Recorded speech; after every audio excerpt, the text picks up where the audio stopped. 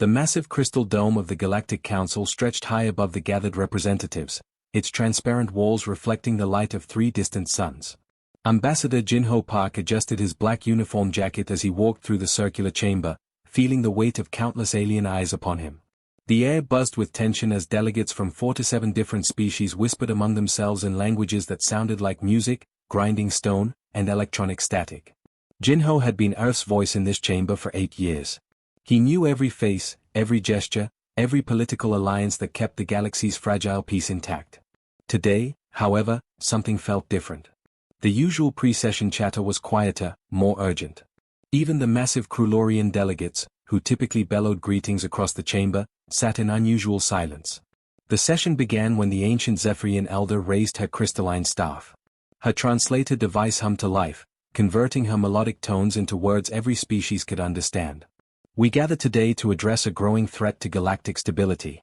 The species humanity has crossed too many lines. Jinho felt his stomach tighten. He had expected criticism about the new human colony on Kepler 438b, but the formal language suggested something far more serious. Behind him, his aide Jungminute Lee shifted nervously in his seat. The elder activated the central holographic display, and images began floating in the air above the chamber center. Human ships. Human stations. Human settlements on dozens of worlds. Each image was marked with red symbols indicating treaty violations or disputed territory claims. In the past solar cycle alone, the elder continued, humanity has established 17 new military installations, expanded into 6 contested systems, and increased their fleet size by 30%. This aggressive expansion violates the peaceful development accords signed by all member species. Murmurs of agreement rippled through the chamber. The serpentine Valdorians nodded their scaled heads in unison. The insectoid Krith delegation clicked their mandibles in what Jinho knew was their version of applause. Even the usually neutral Proximan trade representatives seemed uncomfortable as they avoided his gaze. Jinho stood slowly, his voice calm despite the racing of his heart. Elder, if I may address these accusations. Every human installation mentioned is within territory legally claimed under standard colonization protocol. Our military expansion is purely defensive in nature, responding to increased pirate activity in the Outer Rim systems. Defensive. The Altarian representative rose from his floating platform, his blue skin darkening with emotion. Your ships patrol systems 50 light-years from human space. Your mining operations strip resources from worlds my people discovered centuries ago. The chamber erupted in supporting voices. The Andromedans complained about human interference with their trade routes. The Centaurans protested human military exercises near their borders. Each accusation was met with supporting evidence displayed in the holographic center, creating a damning picture of human expansion across the galaxy. Jinho defended each point methodically, citing treaties and legal precedents his team had spent months researching. But he could see in the faces around him that facts mattered less than fear. To these ancient civilizations, humanity was still the newcomer, the unpredictable species that had achieved in decades what took others millennia. Dr. Sujin Kim, sitting in the Human Technical Advisory section, caught Jinho's eye and tapped her datapad twice. The message was clear. Their intelligence suggested this session had been planned for weeks, possibly months. This was not a spontaneous reaction to recent events but a coordinated effort to limit human influence. The Zephyrian elder called for order as the arguments grew heated. The evidence speaks clearly. Humanity's actions threaten the stability we have maintained for 3,000 years. Therefore, this council will vote on Resolution 2847, Comprehensive Restrictions on Human Military and Colonial Expansion. Jungminute quickly passed Jinho a summary of the resolution's terms. As he read, Jinho's expression hardened. Complete cessation of military production. Mandatory oversight of all colonial activities. Monitoring stations in human space. The terms were designed not just to limit human expansion but to place humanity under permanent galactic supervision. The vote will be conducted immediately, the elder announced. All in favor of Resolution 2847. Jinho watched as platform after platform lit up with approval signals. Blue lights, green lights, pulsing orbs of agreement. 44 species voting in favor of restrictions that would effectively end human independence in space. Opposed? Only the human platform remained illuminated. Abstaining? 2 platforms flickered uncertainly before going dark. Even the species that had previously supported human positions were unwilling to stand with them now. The Elder's voice carried the weight of galactic law as she delivered the verdict. Resolution 2847 passes by overwhelming majority. Humanity has 30 standard days to comply with all restrictions or face complete economic and political isolation from the galactic community. Jin-Ho stood again, his movements deliberate and calm. The chamber fell silent as he activated his translator for what everyone assumed would be an acceptance speech or perhaps a plea for reconsideration. Members of the Galactic Council, he began, his voice carrying clearly through the vast space. Humanity has participated in this body for 43 years in good faith. We have shared our technology, our knowledge, and our resources to build the civilization you now seek to control us within. He paused, letting his words settle over the assembly like a heavy blanket. We have contributed quantum computing advances that revolutionized your communication networks. Human engineers designed the atmospheric processes that keep your colony worlds habitable. Our medical researchers developed treatments that have saved millions of lives across dozens of species. The silence in the chamber was complete now. Even the usual background hum of translation devices seemed muted. Jin-Ho gathered his documents with careful precision. Therefore, the human species respectfully withdraws from this Galactic Council, effective immediately. We wish you success in maintaining your civilization without our participation. As he walked toward the exit, Jung Minute and the rest of the human delegation following behind him, shocked voices erupted throughout the chamber. The Zephyrian elder called for order, but Jin-Ho did not look back. Outside in the corridor, Jung Minute finally spoke. Sir, are we really doing this? Jin-Ho's reply was quiet but filled with certainty. They wanted to see what the galaxy looks like without humans at the table, Jung Minute. Now they will learn exactly what they have lost. The news spread across the galaxy faster than light itself, carried by quantum communication relays that spanned thousands of star systems. On the industrial world of Kepler 442b, Station Commander Vorth AK watched the emergency broadcasts with growing satisfaction. His blue Altarian skin brightened to an almost celebratory shade as he read the reports of humanity's withdrawal from the Galactic Council. Finally, he exclaimed to his staff, his scaled hands gesturing dramatically at the holographic news feeds. The barbarians have shown their true nature. No more pretending to be civilized. Good riddance to them all. His celebration lasted exactly 3 days. Dr. Sujin Kim had worked on Kepler 442b for 6 years, managing the atmospheric processes that kept the planet's underground cities breathing clean air. She was quiet, efficient, and had never caused any trouble with the alien staff. That made her resignation letter all the more shocking when it appeared on Vorth AK's desk early Tuesday morning. You cannot simply abandon your duties, Vorth AK protested when Sujin arrived at his office with a small bag containing her personal belongings. Your contract clearly states. Section 12, subsection 4, Sujin interrupted politely, sliding a data pad across his metal desk. Political persecution clause. As of yesterday, the Galactic Council classified all human citizens as potential security risks. This contract provision allows immediate termination under such circumstances. Vorth AK's skin shifted to a darker blue as he read the legal document. This is ridiculous. You are not being persecuted. You are simply being supervised for everyone's safety. Of course, Sujin replied with a small smile. I am sure you will find excellent replacements for our entire technical team. Entire team. Vorth AK looked up sharply. What do you mean, entire team? By the end of the week, Vorth AK understood exactly what she meant. 23 human engineers, 16 technicians, and 8 administrative staff had submitted identical resignation letters. The atmospheric processing facility, which had run smoothly for years under human supervision, suddenly found itself operated by a skeleton crew of alien workers who barely understood the basic systems. The pattern repeated itself across the galaxy like a carefully orchestrated dance.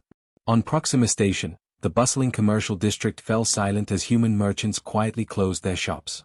Store after store displayed the same simple sign, closed for inventory. Reopening date unknown. The exotic goods that humans seemed uniquely capable of acquiring disappeared from the markets. Rare spices from distant worlds, innovative technologies, artistic treasures that had drawn customers from across the sector, all gone within days. Captain Donghyun Choi received his coded message while installing quantum communication relays for the Centauran Defense Fleet. The message was brief, hidden within routine maintenance reports. Operation Closed Door active. RTB immediately. Return to base. He had been expecting this order for weeks. Pack everything, he told his engineering crew. We are going home. Admiral Kelvtar of the Centauran fleet watched in disbelief as the human team began shutting down their equipment.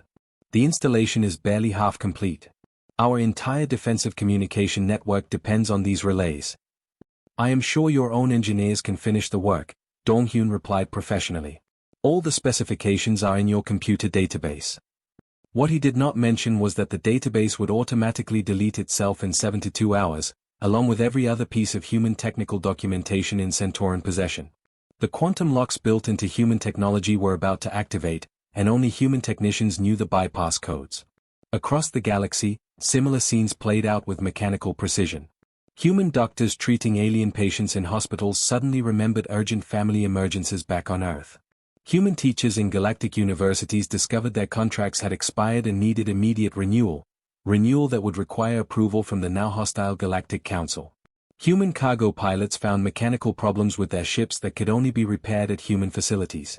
The exodus was so quiet, so polite, that many alien authorities initially missed its significance. The humans always had perfectly reasonable explanations for their departures. Family obligations, contract disputes, technical problems, medical emergencies. Nothing that seemed connected to the political situation. On the luxury resort world of Paradise 7, the Andromedian Tourism Board was baffled when their five-star restaurants began serving terrible food. Investigation revealed that every human chef had departed within the same week, taking with them recipes and techniques that had made the resort famous across 3 sectors. The remaining alien cooks could read the ingredient lists, but somehow the food tasted like cardboard. Dr. Emma Young Song was among the last humans to leave the Zephyrian homeworld, where she had spent 8 years studying their ancient archives. Her research into galactic history had been groundbreaking, connecting cultural threads across dozens of civilizations. When she requested permission to copy her research files for transport back to Earth, the Zephyrian authorities refused. This research was conducted using our resources, Elder Thexani explained. It belongs to our people now. Emma Young nodded politely and deleted every file from the computer system before walking out. What the Zephyrians did not know was that human computer systems had been designed with hidden protocols that would activate when their creators departed. Within hours of Emma Young's departure, 8 years of irreplaceable historical research simply vanished from their databases. On Earth, in the underground command center beneath Geneva, Admiral Minute-Ho Young reviewed the global situation reports. Massive transport ships were arriving hourly, carrying millions of human citizens home from across the galaxy. Each returning ship brought detailed intelligence about alien technology, infrastructure weaknesses, and economic dependencies that even Yang had not fully anticipated. Phase 1 is complete, reported Commander Hyjin Park, her fingers dancing across holographic displays showing the positions of human assets throughout known space. All essential personnel have been extracted. Critical systems are prepared for Phase 2 activation. Minute-Ho studied the galaxy-wide status map. Every human contribution to alien civilization was marked with small indicators showing dependency levels. The results were staggering. 43 years of helpful cooperation had made humanity indispensable in ways that even they had not fully realized. They wanted to see what life looked like without humans, Minute-Ho said quietly. Let us give them exactly what they asked for. He turned to Hyjin with a grim smile. Begin Phase 2. Activate all shutdown protocols. Across the galaxy, the real consequences of humanity's departure were about to begin. The first warning signs appeared on Vega Prime exactly 96 days after humanity's departure. Chief Technician Ralph Thaner was conducting his routine morning inspection of the atmospheric processes when the main control panel began flashing red warning lights he had never seen before. System failure in Sector 7, his assistant reported nervously. The quantum stabilization matrix is showing critical errors. Ralph Thaner hurried to the main processing unit, a massive machine that had kept the underground cities of Vega Prime breathing clean air for over 20 years. The readouts showed numbers that made no sense. Temperature levels were dropping rapidly, pressure ratios were becoming unstable, and the quantum matrices that Dr. Sujin Kim had modified years ago were displaying error messages in human script. Get me the technical manuals, Ralph Thaner ordered. And contact the human engineering team immediately. His assistant's face grew pale. Sir, the humans left 3 months ago. And the technical manuals, they were stored on human-designed data systems that stopped working last week. By evening, Sector 7 had lost breathable atmosphere entirely. By the end of the week, 3 more sectors were showing similar failures. Ralph Thaner worked frantically with his small team of alien technicians, but they could not understand the human modifications that had kept the ancient Altarian systems functioning properly. The crisis on Vega Prime was just the beginning. 200 light-years away, the Andromedian Stellar Armada faced its own disaster. Admiral Kethvor stood on the bridge of his flagship, watching in horror as ship after ship in his mighty fleet simply stopped moving. The faster-than-light drives that had carried Andromedian power across the galaxy for centuries had failed simultaneously across 4 to 7 vessels. Engineering report. Kethvor barked into his communicator. "Sir, the FTL cores are completely dead," came the panicked response. "The human-manufactured quantum coils have some kind of built-in shutdown sequence. Without them, we cannot achieve light speed." The Admiral's forearms gestured angrily at the holographic display showing his stranded fleet. "Contact the human suppliers immediately. Order replacement parts." "Sir, human space is now closed to all alien traffic. They are not responding to any communications." Kethvor realized with growing dread that his most powerful military fleet was now trapped in empty space between star systems, moving at the speed of ancient chemical rockets. It would take them decades to reach the nearest inhabited world. On the trade hub of New Casablanca, Station Commander Thexani faced a different but equally terrifying problem. The orbital habitats that housed millions of alien civilians were losing life support. Gravity generators were failing one by one, leaving entire sectors in dangerous zero-gravity conditions. Emergency power systems that should have lasted for months were burning out in days. "The power distribution network is completely dependent on human-designed control systems," his chief engineer reported. "We never realized how much of our infrastructure they had quietly modified over the years." Thexani stared at the station schematics, now seeing for the first time how extensively human technology had been integrated into every critical system. "How long do we have? If we cannot restore main power, maybe 2 weeks before we lose life support in the residential areas." Similar reports flooded in from across the galaxy. The Centauran homeworld's defense grid went offline when human-built targeting computers stopped recognizing friendly ships. 3 major Zephyrian colonies lost their terraforming systems when atmospheric processes began producing toxic gases instead of breathable air. Mining stations throughout the Outer Rim found themselves trapped when their human-designed or extractors simply shut down. Dr. Kethvar, the galaxy's most respected xenotechnologist, was summoned to emergency sessions on dozens of worlds. The elderly Zephyrian had spent his long life studying alien technologies, but he had never encountered anything like the systematic failures now spreading across civilized space. "The scope of human integration exceeds our worst projections," he reported to the emergency assembly on his homeworld. "They did not simply provide us with devices. They fundamentally restructured our infrastructure over 4 decades of cooperation." His holographic presentation showed the devastating reality. Power grids, communication networks, life support systems, transportation hubs, nearly every aspect of galactic civilization had been quietly modified or enhanced by human engineers. The modifications had seemed like generous improvements at the time, making systems more efficient and reliable. Every human contribution included hidden dependencies, Kethvar continued. "Quantum locks prevent reverse engineering.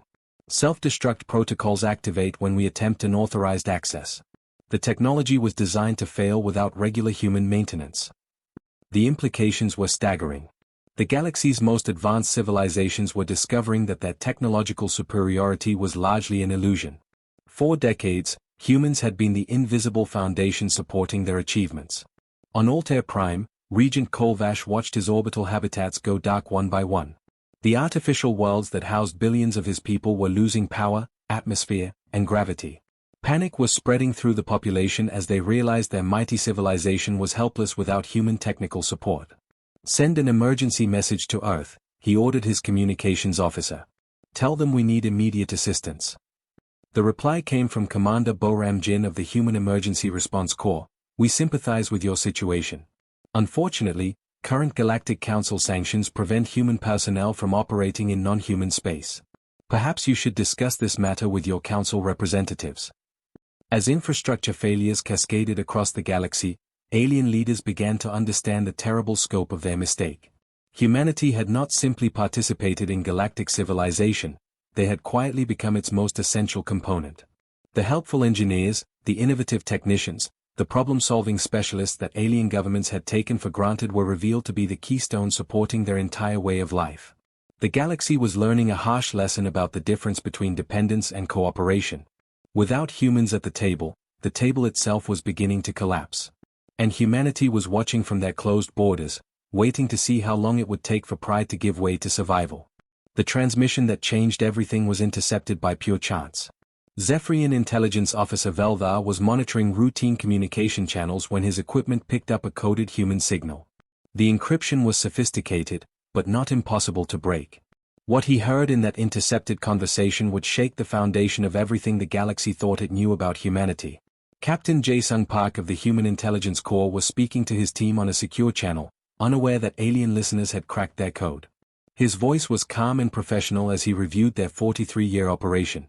"The data collection phase is complete," Park said. "Every major system, every defense network, every critical infrastructure component has been catalogued. They never suspected that our helpful engineers were actually intelligence operatives." Veldar's translator device struggled with some of the human technical terms, but the meaning was clear enough to make his blood freeze. Lieutenant So-young Kim's voice joined the conversation with equally chilling details. "The Altarians still believe their defense grid is impenetrable," she reported. "They have no idea that our targeting system modifications include backdoor access codes.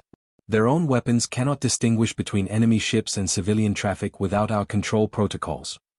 The intelligence officer quickly copied the transmission and sent it racing through Zephyrian command channels. Within hours, similar monitoring stations across the galaxy were frantically searching for more human communications. What they found painted a picture of the most sophisticated intelligence operation in galactic history. On the Centauran homeworld, Defense Minister Kuil Tara reviewed the intercepted files with growing horror. His security staff had assembled weeks of decoded human transmissions, and each one revealed another layer of their quiet infiltration. "How could we have missed this?" he demanded of his intelligence chief. "Our best analysts never detected any unusual activity." "They were incredibly subtle, sir," his subordinate replied nervously. "Every piece of technology they shared appeared to be a generous gift. Their engineers always volunteered for the most critical projects. We thought they were simply being helpful. The truth was far more sophisticated than mere helpfulness." Dr. Eun-ji Han, Director of Human Strategic Planning, had overseen a program that spanned 4 decades. The recovered files from abandoned human facilities revealed meticulous documentation that shocked even experienced intelligence officers. Every alien political structure had been studied and mapped. Every technological weakness had been identified and quietly exploited. Every cultural blind spot had been noted and used to humanity's advantage. The humans had not just been participating in galactic civilization, they had been dissecting it with surgical precision. Commander Wu Jin-yoon's personal logs, discovered on a forgotten data core at the former human embassy, provided the most disturbing insights into human strategic thinking. His entries read like the diary of a spy embedded deep in enemy territory. Day 847. The Andromedians continue to believe that their ancient military traditions make them superior warriors. They fail to recognize that modern warfare is fought with information and infrastructure, not courage and honor. Every favor we provide creates another dependency they cannot survive without. Day 1203, assisted with Zephyrian Archive Digitization Project today. They were grateful for our data storage expertise. They do not know that our systems include remote access protocols that activate on command. Their entire historical record is now under our control. Day 2156, the Altarian Regent asked our opinion on defensive strategy for the Outer Rim colonies. We recommended the exact vulnerable deployment pattern that our military planners have been hoping they would adopt. Sometimes the best way to defeat an enemy is to give them exactly the advice they want to hear. The logs revealed a species that approached diplomacy as another form of warfare. Every handshake had been reconnaissance. Every technical assistance program had been an intelligence operation. Every act of apparent cooperation had created new dependencies that could be weaponized when necessary. Dr. Minute Ho Kang, former director of the Human Cultural Exchange Program, had maintained detailed psychological profiles of every major alien leader. His files showed intimate knowledge of their fears, their motivations, and their decision-making patterns. The humans had not just been studying alien technology, they had been studying alien minds. Regent Kolvash values personal honor above practical considerations, one profile read. He will choose pride over survival until faced with immediate existential threat to his people. Recommend maintaining pressure until population crisis forces surrender of political position. Admiral Kethvor believes military strength is measured by ship size and weapons power. He does not understand that true military strength lies in logistics and maintenance. His mighty fleet is completely dependent on supply lines we control. As more intercepted communications surfaced, a terrifying pattern emerged. Humanity had been playing a game that the other species never realized was happening. While aliens competed for territory and resources, humans had been quietly seizing control of the infrastructure that made competition possible. The most chilling discovery came from the emergency archives of Changminute Park, Director of Human Colonial Affairs. His contingency plans showed that humanity had been preparing for exactly this scenario for decades. Phase 1, Integration and Intelligence Gathering. Become indispensable while mapping all critical systems. Phase 2, Strategic Withdrawal triggering infrastructure collapse. Phase 3, Negotiate from position of total dependency. The documents revealed that humanity's angry withdrawal from the Galactic Council had not been an emotional reaction to unfair treatment. It had been the activation of a carefully planned strategy that turned their apparent weakness into overwhelming strength. Across the galaxy, alien leaders struggled to comprehend the scope of their miscalculation. They had dismissed humans as a young, aggressive species that needed to be controlled and guided by older, wiser civilizations. Instead, they had been manipulated by master strategists who understood that true power came not from controlling territory, but from controlling the systems that made civilization possible. The galaxy was beginning to realize that they had never been dealing with junior partners seeking acceptance. They had been facing opponents who were playing a completely different game, and winning. 6 months after humanity's departure, the proud Altarian hegemony faced complete collapse. Regent Supreme Kolvash stood in what had once been the command center of Orbital Station Alpha, the crown jewel of his civilization. Now it was a tomb of dead machinery and failing life support systems. The artificial gravity had stopped working 3 weeks ago. Emergency lighting flickered constantly, casting strange shadows across the floating debris that had once been secure equipment. The air recycling systems produced a thin, metallic taste that reminded everyone aboard that death was approaching slowly but surely. How many people are still alive on the orbital habitats? Kolvash asked his aide, though he dreaded the answer. Station Alpha has maybe 2,000 survivors out of 50,000 residents, came the whispered reply. Stations Beta and Gamma went completely dark 4 days ago. We think everyone there is gone. Kolvash closed his 4 eyes and felt the weight of his people's destruction crushing down on him. His civilization had ruled 12 star systems for over a millennium. Their technology had been the envy of neighboring species. Their military might had kept peace in this sector of the galaxy for generations. All of it had depended on systems that humans had quietly modified over decades of helpful cooperation. The orbital habitats that housed billions of Altarians had been designed by their own engineers, but upgraded and maintained by human technicians who seemed eager to improve alien technology.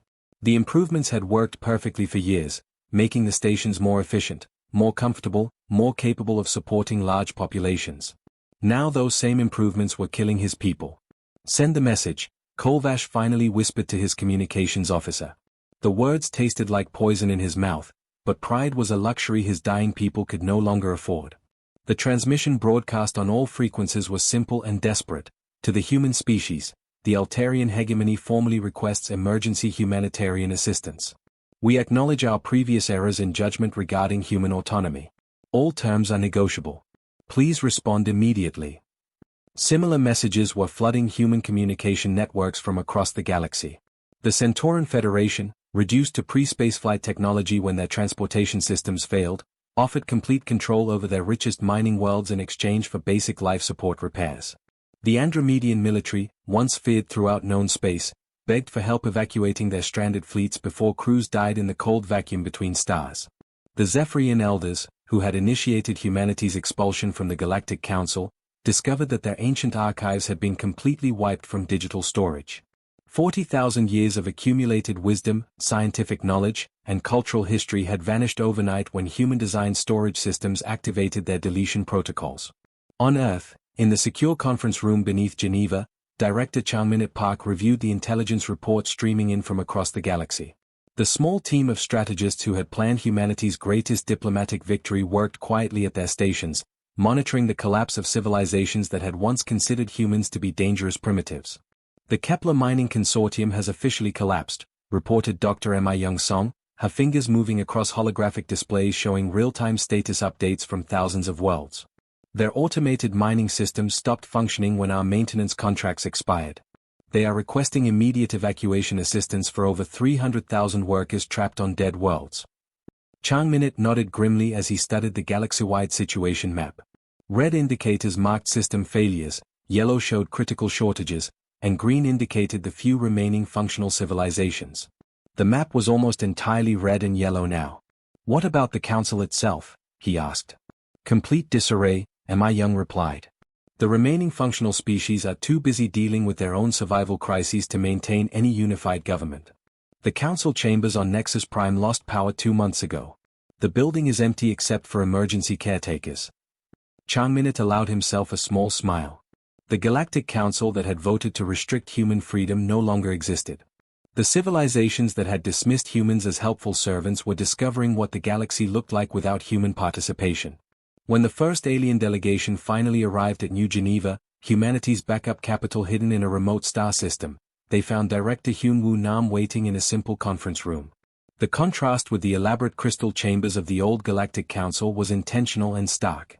The delegation was pathetic compared to the proud representatives who had once voted against humanity. The Zephyrian elder's translucent skin was dull with exhaustion. The Altarian regent moved slowly, clearly suffering from the effects of failing life support systems. The Centauran admiral's uniform was torn and dirty from weeks of emergency repairs that his people could not complete without human expertise. We have come to discuss terms, the Zephyrian elder began, her melodic voice now weak and desperate. Our previous actions were misguided. We accept that humanity deserves equal treatment in galactic affairs. Hyun-Woo remained seated, his expression calm but uncompromising. On the table before him lay a detailed treaty that human legal experts had been preparing for months. The terms were not cruel, but they were absolute. Complete restructuring of galactic governance, he began reading. Humanity will hold equal representation with all other species in any future galactic government. Full economic reparations for damages caused by illegal sanctions against human space. Ironclad guarantees of human sovereignty over all human-settled worlds and any future human expansion. The alien representatives shifted uncomfortably in their chairs. These terms meant admitting that their ancient civilizations had been wrong about everything. It meant accepting that the young species they had tried to control was now their equal in every respect. And if we refuse these terms? The Altarian regent asked weakly. Hyun-Woo's reply was delivered with quiet certainty. Then you continue to experience life without human participation in galactic civilization. Your people continue dying on dead worlds while you try to rebuild technologies you never truly understood. The silence in the room stretched for long minutes. Outside the windows, human ships moved efficiently through space, carrying supplies and personnel to worlds that had learned to appreciate human expertise. The contrast with the desperate alien refugees seeking help was impossible to ignore. Finally, the Zephyrian elder spoke the words that would reshape the galaxy: "We accept your terms." As the alien representatives signed the new accords with shaking hands, Hyun-Woo delivered humanity's final message to the species that had once tried to control them. You wanted to see what the galaxy looked like without humanity at the table. You wanted to treat us as junior partners rather than equals. We trust the lesson has been educational. The table is now reset, and this time, we will be writing the rules together.